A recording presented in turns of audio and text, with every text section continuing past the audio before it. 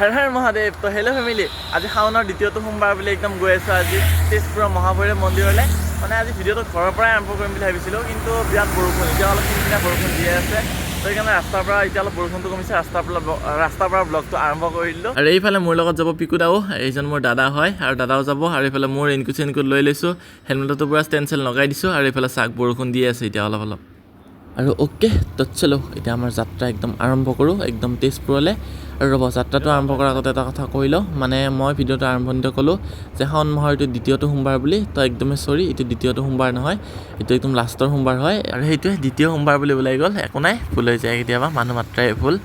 বাকী আমি এতিয়া তেজপুৰ গৈ আছোঁ, একদম তেজপুৰৰ মহাভৈৰৱ মন্দিৰলৈ।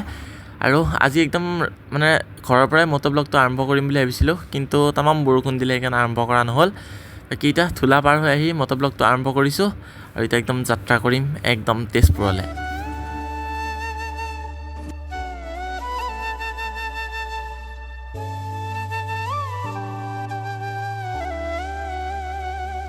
আৰু আজি আমি ঘৰৰ পৰা প্ৰায় একদম 4:30মান বজাতে ওলাইছোঁ, যাতে মন্দিৰত তাতে যায় 9টামান বজাত পাই যাওঁ, তেনেকুৱা এটা মানে প্লেন কৰি।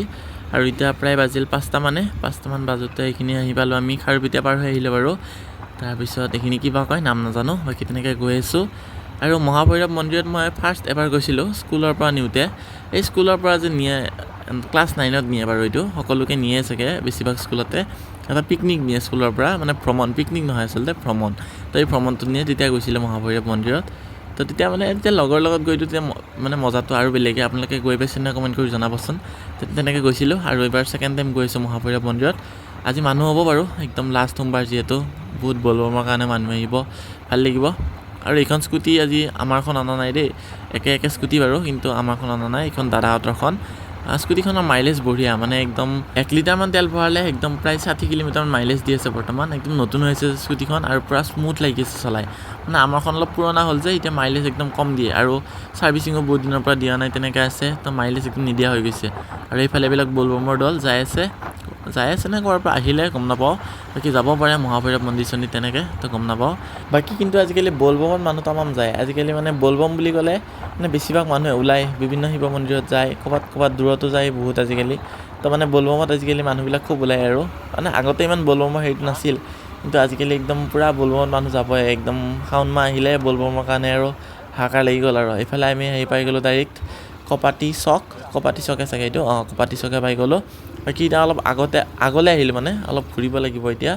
বাকী আজি আমি ডাইৰেক্ট মানে ৰৌতা হৈ নাযাওঁ, ৰৌতা হৈ তেনেকৈ ঢেকীয়াজুলি হৈ নাযাওঁ, ঢেকীয়াজুলি পাম বাৰু, কিন্তু ৰৌতা হৈ নাযাওঁ। আৰু তেনেকৈ আমি এইটো ৰাস্তা দি যাম আজি, কপাতী বাগান হৈ এনেকৈ।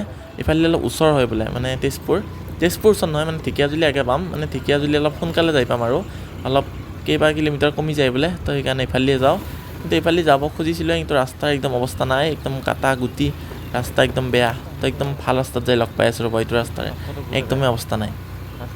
আৰু আহি পাই গ'লোঁ তেজপুৰ, চৰি নহয়, আহি পাই গ'লোঁ ভাল ৰাস্তা মানে এইটো ওৰাঙৰ ৰাস্তা হয়, এইখিনি ওৰাং পৰে এতিয়া। তো এতিয়া ওৰাং পালোঁ, ওৰাঙৰ পিছত নেক্সট ঢেকীয়াজুলি পাম, ঢেকীয়াজুলিৰ পিছত ঠেলামৰা, আৰু ঠেলামৰাৰ পিছত তেজপুৰ ডাইৰেক্ট পাই যাম।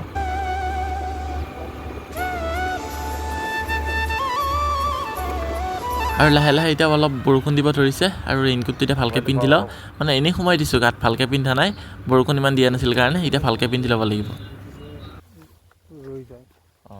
মাজে মাজে অলপ বৰষুণ দি আছে, সেইকাৰণে আকৌ ৰেইনকোটটো পিন্ধি ল'লোঁ, হেলমেটটো পিন্ধি লওঁ, মানে মাজে মাজে অলপ বৰষুণ আহি আছে, অলপ কিনকিনীয়াকৈ হ'লেও আহি আছে।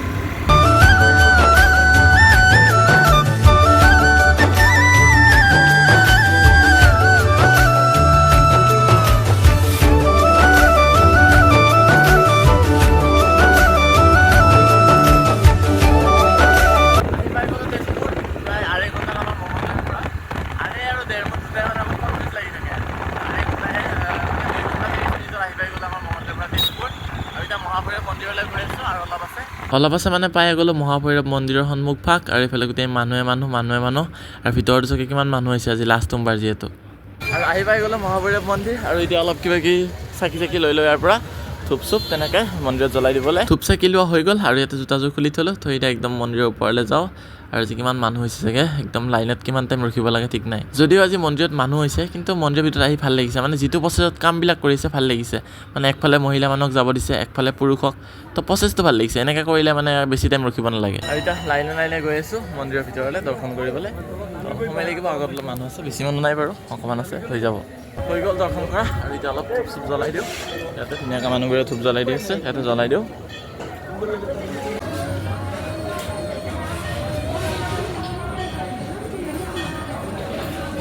মন্দিৰত ধুনীয়াকৈ দৰ্শন কৰি আহিলোঁ আৰু আজিকালি মহাভৈৰৱ মন্দিৰত ধুনীয়াকৈ এনেকুৱা এটা শিৱৰ মূৰ্তি বনাই দিছে বহুত ধুনীয়া লগা হৈছে মূৰ্তি চাওকচোন কি ধুনীয়া লাগিছে ধুনীয়াকৈ ডাঙৰকৈ বনাই দিছে তো মানুহে ফটো চটো উঠি আছে ইফালে তো ভাল লগা হৈছে ধুনীয়াকৈ মূৰ্তিটো বনাইছে তো ভাল লাগিছে মূৰ্তিটো কিবা এটা এয়া মহাভৈৰৱ মন্দিৰত আহোঁতে দাদাহঁতক লগ পাই গ'লোঁ তো দাদাহঁত বোলে মোৰ ছাবস্ক্ৰাইবাৰ হয় তো এয়া ক'ৰ পৰা চাই আছে মোৰ ভিডিঅ' আমি তেজপুৰত আপোনালোকৰ থাকোঁ আমি ঢেকীয়াজুলিত হয় প্ৰথমবাৰ ছাবস্ক্ৰাইবাৰ লগ পাইছোঁ বহুত ভাল লাগিল লগ পাই আপোনালোকেও চাই ভিডিঅ' থেংক ইউ বহুত ভাল লাগিল লগ পাই ভাল লাগিল বাকী হৈ গ'ল ধুনীয়াকৈ মহাভৈৰৱ মন্দিৰত শিৱ বাবাক দৰ্শন কৰা অতি সোনকালে হৈ গ'ল ধুনীয়া নিয়মত কামবিলাক কৰি আছে বাকী আপোনালোকে ক'ত গ'লে কমেণ্ট কৰি জনাব আৰু ব্লগটো চাই কেনে পেলাই ক'ব আকৌ নতুন এটি ব্লগৰ লগ পাম তেতিয়াহ'লে বাই বাই টাটা জয় হিন্দ